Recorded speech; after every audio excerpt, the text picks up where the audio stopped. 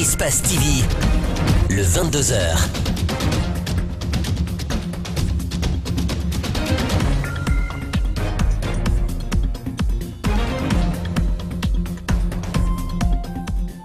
Bonsoir à tous, vous êtes dans le 22h, la grande édition du soir. Tout de suite les titres. Ouverture de la journée nationale pour la validation de la nouvelle politique culturelle. La démarche vise à mettre en place une feuille de route d'une bonne politique de développement culturel en Guinée. Et puis nous irons à la rencontre de jeunes Guinéens vivant au Sénégal, dont la situation sur place n'est pas facile. Ils sont tentés par l'aventure pour rejoindre l'Europe par la Méditerranée au risque de leur vie. Reportage à suivre avec Idrissa Bari qui rentre du Sénégal. 13 attentats déjoués en France depuis le début de l'année par les services de sécurité et de renseignement. C'est une annonce du président Emmanuel Macron alors que le pays reste sous la menace terroriste. Merci de nous rejoindre sur Espace TV au compte de ce 22h. Comment mettre en place une feuille de route d'une bonne politique de développement culturel en Guinée? La question a dominé les discussions ce mercredi à Conakry lors de la journée nationale de validation de la nouvelle politique culturelle. Vous allez voir, les acteurs s'activent pour parvenir à un résultat de nature à promouvoir le patrimoine culturel guinéen. Abdourahmane Ba, Lamine Silla. Depuis son arrivée à la tête du département de la culture, Bantamasso enchaîne ses réformes pour le développement du secteur culturel. Par cette journée de concertation, le département de la culture envisage de soumettre aux différents acteurs la validation de sa nouvelle politique culturelle. Le document soumis à validation a la redoutable prétention de s'exprimer au nom de toutes les parties prenantes du champ culturel guinéen. Il décline la nouvelle politique culturelle nationale en 3 grands axes. 13 objectifs spécifiques. Cette nouvelle politique va servir de complément aux différents acquis du département, notamment celle du recensement de tous les éléments du patrimoine historique guinéen et autres. La nouvelle politique culturelle nationale ne consistera pas à nier ses acquis, mais plutôt à favoriser les synergies et à renforcer les dynamiques amorcées tout en ouvrant la voie à des nouvelles initiatives pour de nouveaux acteurs. Cette journée est marquée par la présence de plusieurs membres du gouvernement, une action qui symbolise l'importance que les autorités accordent à la culture. Le Premier ministre a, dans son allocution, plaidé pour l'application de cette politique une fois sa validation. Je vous exhorte à prendre les dispositions idoines pour qu'une fois validé et adopté par le gouvernement, ce document de politique culturelle soit correctement mis en œuvre. Le chef de l'État, à mêmes égards, a exprimé sa ferme volonté de voir la Guinée redevenir le pôle d'excellence et d'effervescence culturelle qu'elle a été jadis. D'après ces hommes de culture, plusieurs pays sont parvenus à se développer à travers le secteur de la culture. Le Nigeria en est une illustration. Aujourd'hui, il compte s'inspirer de ces pays pour booster ce secteur. Faire un document de plaidoirie pour l'accès aux femmes et aux jeunes dans les instances de prise de décision, c'est l'exercice auquel s'attellent les acteurs de la société civile, la coalition des femmes et filles de Guinée, COFIG, et autres ONG de la place. L'accent a été mis sur la formation, le renforcement des capacités des femmes, également la sensibilisation. Alseni Bari, Yacouba Traoré. Cette rencontre intervient après un entretien préalable d'une trentaine de femmes et de jeunes. Il s'agit de la mise en place d'un document de plaidoyer pour l'accès des femmes et des jeunes à des instances de prise de décision, une mission qui s'annonce difficile. Au jour d'aujourd'hui, nous savons que cette société ne pourra parler de développement sans penser aux jeunes et aux femmes en tant que baromètre de la société. Nous demandons réellement le positionnement. Il ne s'agit pas d'avoir 2 points citron la poitrine pour dire je suis femme, je dois occuper un poste. Il faudrait être capable d'assumer des responsabilités, de prendre des décisions quand il faut, où il faut. Si les femmes assurent l'éducation des enfants, elles sont aussi moteurs de développement, indique la présidente de la COFIG. Dans ce document, l'accent est mis sur la formation et l'impulsion de la volonté politique. C'est très important que notre jeunesse soit formée, que nos jeunes filles soient formées. C'est vrai que c'est un vrai problème, l'accès aux études, la continuité des études, le mariage précoce. Il y a beaucoup de problèmes sur lesquels nous travaillons. Mais il est important que la volonté politique soit titillée, parce que la décision, elle est politique. Et le plaidoyer est fait dans ce sens. En Guinée, seules 6 femmes sont dans le gouvernement et 25 à l'Assemblée nationale, de quoi susciter l'envie de relever le défi. Et puis en plus bref, un cas de meurtre à Sangaredi, c'est une bagarre qui a tourné au cauchemar. L'accrochage s'est déroulé dans une buvette d'alcool entre 2 jeunes de cette localité sous l'effet des stupéfiants. Aux dernières nouvelles, le jeune poignardé a succombé à ses blessures. Le présumé auteur, quant à lui, est mis aux arrêts et déféré à la prison centrale de Boké. Le secteur de l'artisanat en Guinée est à l'abandon selon de nombreux artisans qui exercent des activités génératrices de revenus dans le secteur. Mamou, ville carrefour, essaie d'inverser la tendance. Certains habitants organisés en coopérative évoluent sans aucune assistance financière de l'État. Ils interviennent également dans plusieurs domaines qui pourraient renflouer les caisses de l'État. C'est un reportage de Makiso et Ibrahim Assouma. Oui. Cette coopérative Étoile de Guinée, dont le siège se situe à Pétel, dans la préfecture de Mamou, est spécialisée dans la saponification, la teinture, le tissage, de sa phase de production jusqu'à sa commercialisation. On fait les calepins, les bédous, on fait la teinture, on fait le tissage. Donc on a presque les 95 activités dans notre groupement. Tous nos artisans qui sont là, on se débrouille petit à petit. On fait la teinture, assainissement, couture, cordonnerie, tisserand. Le développement du secteur est conditionné par le financement de fonds qui proviennent du budget national de développement ou des partenaires impliqués dans le domaine. Mais le constat sur l'exercice de l'artisanat en Guinée est tout autre. C'est un métier qui sert de quotidien pour ceux qui le pratiquent. Ici, on paye les matériels, on vient, on s'assoit, on fait petit à petit. Mais le peu qu'on fait, on est là pour vendre, quand même avoir notre quotidien dans ça. Un cri de cœur est lancé à l'endroit du ministère du Tourisme et de l'Artisanat, ainsi qu'aux partenaires privés à investir dans ces activités pourvoyeuses d'emplois. Seulement le problème de financement, si on arrive à avoir des financements autour de ça, vraiment on va lancer ça au niveau de la République de Guinée. Et dans le vrai sens, et on va former beaucoup de jeunes aussi. On est capable de former des jeunes filles et garçons, et on a des femmes, on a plus que 1000, 2000, on a à Mamou ici, on est dans les 4000. On en vient à ce élément annoncé dans les titres. La situation de la communauté guinéenne, notamment les jeunes sans papier à Dakar, inquiète plus d'un. Selon des témoignages, la plupart des jeunes ont rejoint le pays de la Teranga pour tenter l'aventure hors du continent. Comment vivent les ressortissants guinéens du côté du Sénégal? Élément de réponse dans ce reportage signé Idrissa Bari. Au Sénégal, une forte communauté guinéenne est présente, mais la plupart d'entre eux vivent dans des conditions irrégulières. Ces jeunes ont une idée derrière la tête, celle de tenter l'aventure hors du continent. À Dakar, nous avons croisé Ismaël Touré. Il est venu au consulat de l'ambassade de la Guinée pour tenter d'avoir un passeport.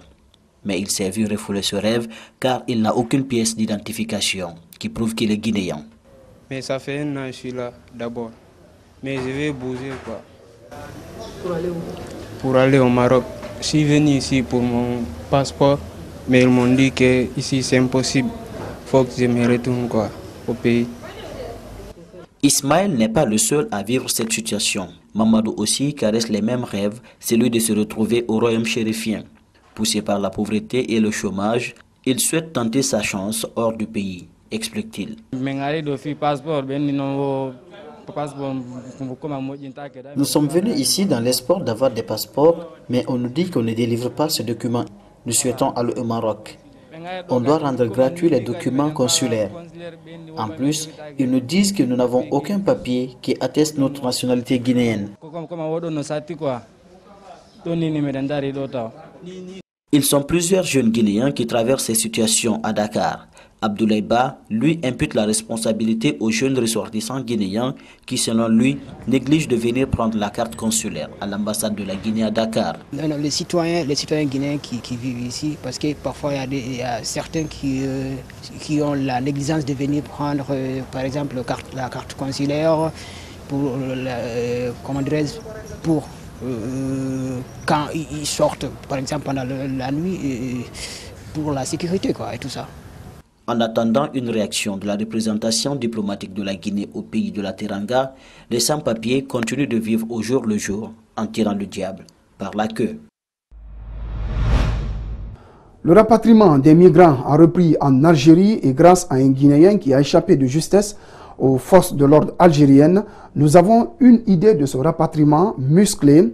Le jeune homme nous a envoyé des images. Sa colère ne va pas seulement à l'endroit des autorités algériennes. Il accuse incessamment l'ambassade de la Guinée en Algérie. Reportage Mamadou Saliouba. Ces images nous ont été envoyées ce matin par David, un migrant guinéen vivant en Algérie. L'attente et l'angoisse, ces migrants n'ont qu'une seule destination, le désert du Sahara. Sans nourriture et sans eau, là-bas, chaque minute les rapproche de la souffrance et de la mort. Le rêve de partir en Europe ne tient plus, tous veulent désormais rentrer au pays. L'Algérie ne plaisante plus avec les étrangers. Actuellement, le rapatriement se fait vulgairement. On te prend, on te met dans un bus, on vous envoie dans une détention. Après là-bas, on vous prend, on vous envoie dans le désert. C'est lui qui parle dans cet enregistrement a choisi de se faire appeler David Cœur de Lion pour une question de sécurité. Mais rien n'exclut, c'est un Guinéen et depuis son arrivée dans ce pays, il vit la faiblesse de l'ambassade de la Guinée en Algérie qu'il qualifie de marché. Je vous le jure, l'ambassade de la Guinée est devenue un lieu de commerce, un lieu de business. Une fois que tu pars, tu gares, il y a des... En un mot, je peux dire, il y a les coxières là-bas. Il y a des gens qui viennent vers toi. Tu veux voyager. Et c'est devenu tout à fait un lieu de business. Aujourd'hui, il a échappé aux forces de l'ordre algériennes, mais son séjour dans ce pays transit n'est qu'une question de temps, car pour survivre, il faut forcément se faire découvrir et travailler dans des chantiers que lui-même décrit de difficiles. Si tu viens ici, même si tu as ta carte consulaire ou soit ton passeport, quelle qu'en soit quoi ta nature de la carte, tu vas vivre dans un chantier. Là où l'Algérien a peur de travailler, c'est là-bas on prend un noir pour l'envoyer. Cœur de Lion, comme il se fait appeler, survit comme il peut et demande instamment au président de la République de les aider à rentrer au pays. Retour en Guinée, le périple de la mission ITIE se poursuit à l'intérieur du pays pour la dissémination des rapports de 2013, 2014 et 2015. Les préfectures de Sigiri, Kouroussa et Mandiana ont reçu la délégation qui, en plus de l'explication des paiements effectués par les sociétés minières aux communautés impactées par l'exploitation, a invité les uns et les autres à la formation. Malik Sandiana Kamara, Abokorea Kourouma. La préfecture de Sigiri est une zone aurifère par excellence en Guinée. Deux grandes sociétés y évoluent dans l'exploitation minière, la SAG et la SMD. Une raison qui amène la mission de dissémination de l'ITIE dans cette préfecture pour des questions de transparence dans la gestion des versements locaux. La présence de cette forte délégation de l'ITIE nous permettra d'informer tout le monde sur les ressources générées par les sociétés minières, la transparence avec laquelle ces recettes sont gérées, ces recettes profiteront à coup sûr à nos populations. Contribuer au développement socio-économique et éducatif des localités impactées par l'exploitation est une des priorités de la SAG à travers des projets bancables. Nous aidons à construire des écoles, à faire des routes. La SAG, en tant que telle, participe sur le plan volontaire à l'émancipation de la communauté autour de nous. depuis 2013, 2014, 2015, tous les différents paiements qui ont été effectués ont été mis au clair et devant la société civile, les autorités à tous les niveaux de la préfecture de Sigiri. Nous avons reçu en termes de dépôt d'argent près de 9 milliards de francs guinéens. Ensuite, à Kouroussa, où évolue Kassidi, la mission de l'ITUE arrive pour expliquer à la société civile, aux autorités communales et préfectorales, de ce qu'elles doivent bénéficier de la part de cette société. Nous avons une société minière qu'on appelle Kassidi, qui est vraiment à son début et pour le moment tout n'est pas encore rentré en ordre par rapport au paiement de différentes taxes parce qu'ils sont à leur première année d'exploitation. Mandiana, aussi une zone aurifère, la société civile dit être outillée pour contrôler l'argent destiné au développement local. Les va-et-vient de l'argent qui va à la caisse de l'État, on ne les connaissait pas du tout. Aujourd'hui on a su la différence et on prendra note, on va s'engager en tant que membre de la société civile. Cette mission de dissémination a délimité le rôle de chaque responsable et a mis un accent sur la formation pour un meilleur emploi des jeunes dans les sociétés minières. Nous avons demandé à ce que les populations envoient leurs enfants à l'école parce que si on a besoin par exemple de bulldozer quelque part, s'il n'y en a pas, on va chercher ailleurs. Le torchon brûle entre Salifou Kamara Super V et Antonio Soare, respectivement ancien et actuel président de la Fédération guinéenne de football. En cause, un rapport d'audit sur la gestion antérieure de l'institution, dirigé alors par Salifou Kamara Super V. Ce dernier, incriminé dans le rapport, refute tous les reproches contre sa personne ainsi que de sa gestion, et mieux, il perçoit cette attitude du président actuel de la FEGIFOOT comme un acharnement qui consiste selon lui à empêcher la vérité de triompher. Explication Kadja Diallo, Ibrahim Souma. Dans un récent rapport d'audit produit par un cabinet recruté par l'actuel bureau exécutif de la Fédération guinéenne du football, l'ancien président de la FEGIFOOT se trouve incriminé. Salifou Kamara Super V balaye, conteste ce rapport qui pour lui n'a jamais existé. Cette opération n'est qu'une diversion. Moi je n'ai pas vu de rapport d'audit. Donc pour moi c'est un roman de bande dessinée dans lequel vous avez Tintin Antonio comme acteur principal. Le montant qui serait détourné par l'ancienne équipe de la Fédération guinéenne de football est estimé à plus de 8 milliards de francs guinéens. Super V justifie l'utilisation de cette somme. Un cabinet a été retenu avec une facture bien déterminée, les 834 000. Le gouvernement, le ministère qui devait acquitter donc les honoraires, le ministère des Sports, n'avait pas inscrit sur sa ligne. MTN a accepté et a dit « Oui, mais officiellement, je ne peux pas sponsoriser un État. Il faut faire venir la fédération. Nous allons passer par la fédération, verser l'argent sur son compte, quitte à lui de le reverser donc au cabinet. » Le président de la FEGIFOOT, Antonio Soare, entend trimballer en justice les auteurs de ce qu'on appelle crime économique. Selon son prédécesseur, cette démarche est contraire à la législation de la FIFA en vigueur. Je prie Antonio Soare, s'il est digne, comme il m'incrimine, il accuse même la FIFA, alors que même la FIFA ne doit pas s'immiscer dans les affaires des fédérations nationales. Une poursuite judiciaire des principaux concernés par les tribunaux du pays est considérée comme une émission des pouvoirs publics dans la gestion du football. La FEGIFOOT serait en passe d'encourir une suspension de l'instance internationale de football. Et puis, dans une vidéo disponible sur Internet, Antonio Soare fait une sortie qui s'apparente à une immixtion de manière à influencer les conclusions du rapport avant son envoi à l'instance internationale de football, FIFA. Je vous propose de suivre cette vidéo. Chez nous, en Afrique, c'est très compliqué. Vous n'avez pas que des gens aient des problèmes sur mon nom. Ça retarde votre travail, mais je suis prêt à payer une semaine pour qu'ils aient le temps vraiment de se défendre avant que vous nous renvoyiez à la FIFA. Donc, ils ont dit, et dit, normalement, nous, on n'accepte pas ça. Il dit, c'est seulement en Guinée, on a vu ça. C'est 72 heures, si vous ne donnez pas, c'est obligé de faire appel à leur chef. Il dit, pourquoi? J'ai dit, parce qu'on a trop de choses, les gens n'ont pas eu le temps. Pendant le week-end, et lundi, ils doivent rendre, ça me crée des problèmes. Vendredi, le soir à 18h. C'est le vendredi aujourd'hui, jusqu'à l'autre vendredi à 18h, alors qu'il devait rendre. Aujourd'hui, on doit rendre le rapport à 18h, s'il vous plaît. Il dit oui, c'est prêt. J'ai dit bon, donc amenez. Ils sont venus, on m'a donné le rapport.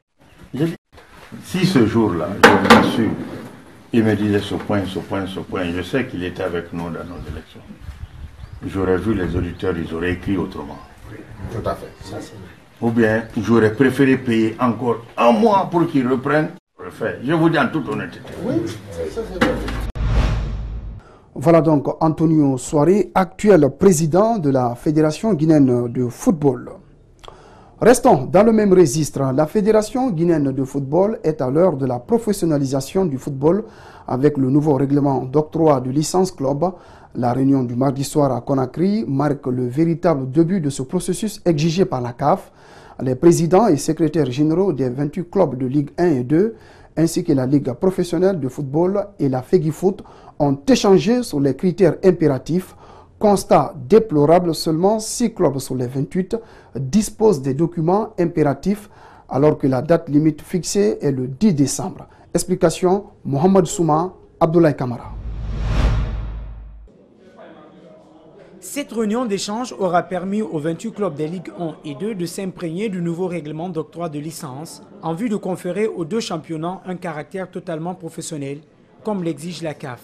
Malheureusement, 6 équipes sur cet ensemble remplissent les 2 premiers critères impératifs du niveau professionnel. Quand vous dites professionnel, alors que votre dossier juridique n'est même pas consulté, on ne sait pas comment vous êtes consulté, si vous êtes en SA, si c'est unipersonnel, si c'est SARL. Vous voyez, il y a certaines conditionnalités comme le BABA, par exemple, de football professionnel. Il faut avoir un siège, il faut avoir une administration bien tenue, il faut avoir tes statuts enregistrés. Conscient de la nécessité de révolutionner le football national, les difficultés financières ont été prises en compte avec souplesse jusqu'à la date limite pour se conformer au règlement. Le 10 décembre a été prévu à tous les clubs réellement d'être, disons, dans cette fourchette. Mais pensez aussi que le football, comme on l'a dit, c'est la flexibilité. Cette flexibilité ne sera pas cependant un frein au processus entamé aux yeux des patrons du football continental. Ils vont envoyer des inspecteurs dans tous les pays. Et le pays, si on trouve que la fédération qui n'a pas eu vraiment à mettre tout ce système-là en place sera sanctionnée. Et nous, notre devoir est d'aider les clubs. Aujourd'hui, on ne les aide pas, les obliger. Parce qu'il y a d'autres clubs qui ont un peu de difficultés. Mais quand vous venez à la hiérarchie supérieure, cela veut dire que vous avez le minimum. Ce nouveau départ devra changer la pratique dans l'octroi de licences aux équipes des championnats professionnels du pays. Le football guinéen en est tenu obligé pour son salut. Canal déploie ses actions pour lutter contre le piratage en Guinée. Le groupe entend mener des opérations de démantèlement de réseaux pirates aux côtés des forces de l'ordre guinéennes. L'annonce a été faite ce mercredi au cours d'une conférence de presse de la dite société. Mariam Fodé Kamara, Aboubakar Din Kamara. Présent en Guinée depuis 20 ans, Canal+ contribue au développement commercial et à la distribution de ses bouquets sur l'ensemble du territoire guinéen. Cette activité reste compromise par le fléau du piratage, surtout dans la capitale Conakry. Les opérateurs par câble génèrent un chiffre d'affaires informel élevé à 56 milliards de francs guinéens par an, selon les responsables de la société. Ils vont mettre à disposition nos images, nous les voler et les donner à des prix imbattables et on ne peut pas les tracer. Le piratage rapporte plus de 56 milliards de francs guinéens à ces personnes-là et aucun de ces francs n'est réinvesti dans la production audiovisuelle ou dans la production d'emplois.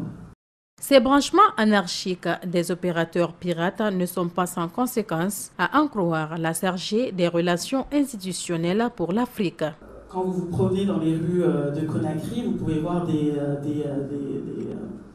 bâtiments, des fils, des araignées en fait, qui sont des câbles mélangeant électricité, téléphonie. Cela détruit le paysage des villes, c'est très dangereux. Vos enfants peuvent tomber sur des chaînes violentes. et il n'y a aucun contrôle. Face à cette situation, Canal+ agira en collaboration avec les forces de l'ordre et lancera la campagne de démantèlement à Conakry afin d'éradiquer ce fléau.